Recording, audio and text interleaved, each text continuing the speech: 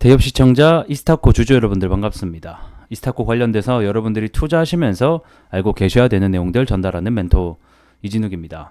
자, 이스타코가 오늘 나홀로 주가 상승이 나왔습니다. 상한가까지 좀 닿는 모습을 보여주나 싶었으나 아쉽게 조금 못 닫아주는 모습들을 보고 있는데, 오늘은 왜 이렇게 혼자서 상한가까지 가게 됐는지 대한 이유 함께 좀 알아보도록 하고요. 그 다음에 앞으로 우리가 어떤 부분들을 봐야 되고, 이스타코뿐만 아니라 이 지금 현재 여야 총선 관련돼서 어떤 정책들이 주요 골자 내용인지까지 하나하나 좀 살펴보는 시간 가져보도록 하겠습니다.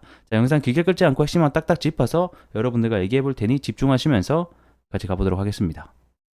자, 이스타코 차트 함께 먼저 보도록 하겠습니다. 자, 오늘 이재명 관련주들이 대부분 다 급락이 나왔어요. 자, 보게 되면 이재명 대표적으로 뭐 에이텍, 동신건설, 오리엔트전공 뭐 등등이 있는데 전부 다 하락이 나왔는데, 유일하게 이재명 관련주 중에서 이스타코라던가 몇 종목만이 주가 상승이 나왔습니다. 이렇게 좀 희비가 엇갈리는 이유는, 아무래도 가장 큰 것은 현재 이 이스타코 같은 경우는 사실은 인물주로 엮여 있는 게 아니에요. 이재명 뭘로 엮여 있다? 정책주로 엮여 있습니다.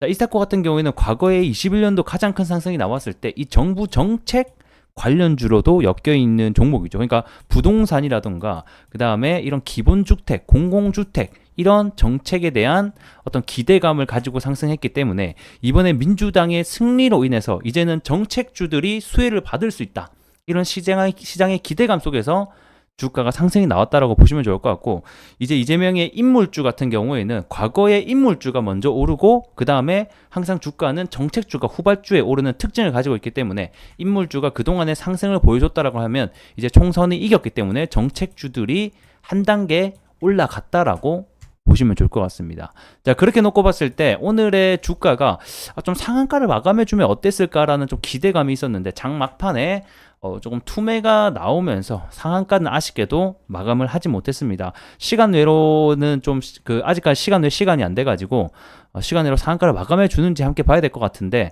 제가 봤을 때 15%까지 종가를 마감을 해서 9% 시간 외로 상한가를 친다고 해도 24%밖에 안 되죠. 이런 조금 아쉬움이 남긴 하지만, 이재명 전반주가 하락을 했을 때 유일하게 정책주로서 또 움직인 종목이기 때문에 앞으로에 대한 그에 대한 기대감이 굉장히 많이 남아있다라고 보시면 좋을 것 같습니다. 자, 그리고 오랜만에 이 거래 대금이 많이 들어왔어요. 과거에 주가 상승이 가장 많이 펼쳐졌었던 거래 대금까지 들어왔기 때문에 어느 정도 바닥을 다지지 않았나라고 보고 있습니다. 제가 어제였죠, 바로 이스타코를 리뷰를 해드렸을 때 물론 재료 소멸에 대한 관점도 얘기를 해드렸었고, 그 다음에 바닥이 어느 정도 짚어진 것 같다, 이제 27년 대선까지 이 정책을 지켜보자라고도 말씀을 드렸습니다. 자, 그러면 정책주가 움직이기 시작했으니까 이 여당과 야당의 정책주를 하나하나씩 좀 살펴보면서, 이스타코가 물론 엮여있는 정책들도 있겠지만 엮이지 않은 정책들까지 결국에는 투자하시면서 피가 되고 살이 되는 이야기들을 하나씩 해보도록 하겠습니다. 자, 그래서 해당 뉴스 한번 보도록 하겠습니다. 자, 이번 4.10 총선 때문에 우리 윤 정부에 대한 경제 정책이 사실상 대부분 좌초 수준에 놓였다라는 제목입니다. 자, 정부의 핵심 경제 정책들이 이 총선 이후 입법을 전제로 발표된 것을 감안한다라고 하면, 이번 24차례 민생 토론회에 나온 조치들이 상당히 재검토가 불가피할 것이다, 이런 내용들이 있죠. 좀 더 확대를 해볼게요.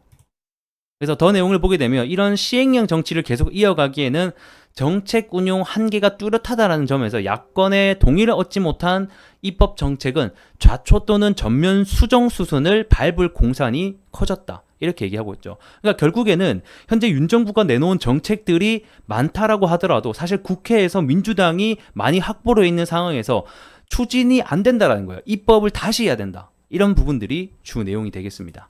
자, 그러면 우리가 봐야 되는 정책 하나하나씩 너무 깊게 들어가면 시간이 오래 걸리니까 간단하게만 보도록 하겠습니다. 일단 국민의힘 윤석열 대통령은 사실상 우리가 주식인들이라고 하면 금투세를 봐야 되겠죠.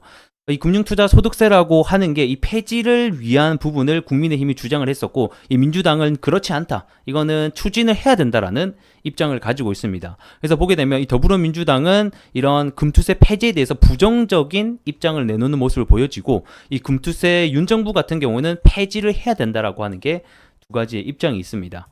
사실 이 금투세라고 하는 게 어쩌면 미국에서 지금 하고 있는 부분이랑 거의 맞물린다라고 보시면 됐거든요. 그래서 이런 주식의 양도 차익에 대해서 5천만 원 이상이 된다라고 하면 22%의 과세를 매기는 게 주요 골자 내용이 됩니다. 이 금투세에.